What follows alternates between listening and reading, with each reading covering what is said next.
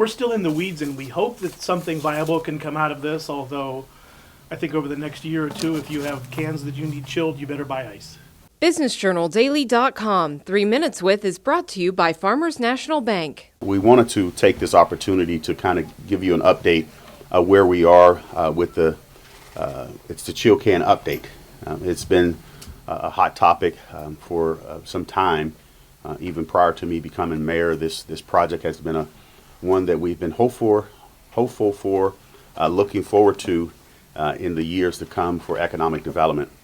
One of the things we wanted to share with you that there have been benchmarks that were set, and those benchmarks have not been met by the Mitchell Joseph family, and we're now moving on to for some legal obligations.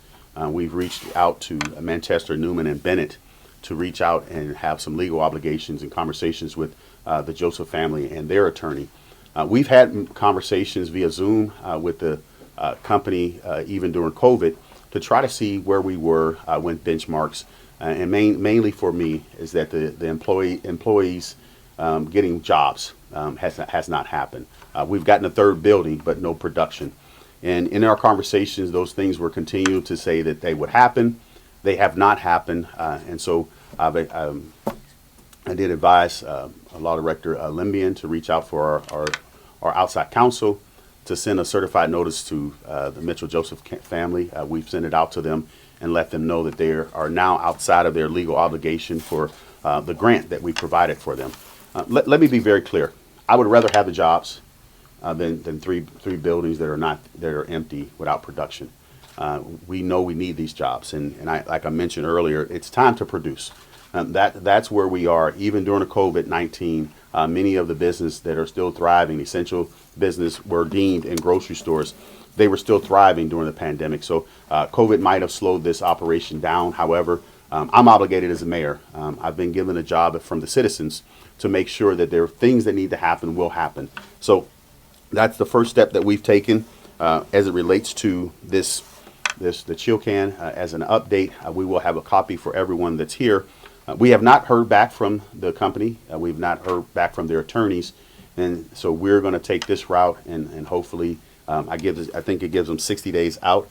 But their legal obligation and their benchmarks have been missed, and we are now moving on to legal options for the city of Youngstown, because I think it's time that we've displaced residents over there. We were promised so many jobs. Those jobs have not happened. And these are taxpayers' dollars. These are public dollars that were spent on this project. And the return would have been to get people actively working. And right now we need people to work, and that's not happening. It's still the hope that eventually cans that chill on their own come out of that facility, although that seems highly unlikely at this point. We hope that, given the parameters of the agreement, that in 60 days Mr. Joseph shows us that he means business and not just rhetoric, and that he'll start to make good on his promises. Unfortunately, today that hasn't happened. Even during the COVID-19, there looked to be not much production going on. So the time has run out, and it's time to produce, and that has not happened. If they can produce the jobs for the residents of the city of Youngstown, I'm open to it. But I can't continue to hear the same story over and over and over and not get the results. I need the results. If you can meet the benchmarks, you can meet those benchmarks for the citizens to get the jobs right here in the city, I'm open to that. But I can't hear the same story time and time again. And that's the thing. We've had Zoom. We had scheduled to have weekly Zooms or bi-weekly with them just to kind of get an update where we were. And we've had the same response. We're waiting for the big contract. The contract's coming. When we have this contract, it'll be amazing. And I continue to hear the same story over and over. And it's just time for me to say, listen, I hear you. That sounds great. But for me to tell Miss Johnson that her grandson needs a job in the city of Youngstown and I can't deliver, or he can't go and put a job application in because there are no jobs. But we spent public dollars to do so. That's where we said, no, I hear you. That'll be great if that happens, but here's what we have to do. Here's my legal obligation. Here's my obligations to the citizens and the voters of Youngstown. The mayor clearly told me 6-9 months ago that this cannot continue to go on the way it's gone on. And Given the COVID element, we bought into some of what Mr. Joseph was saying about a slowdown given the pandemic.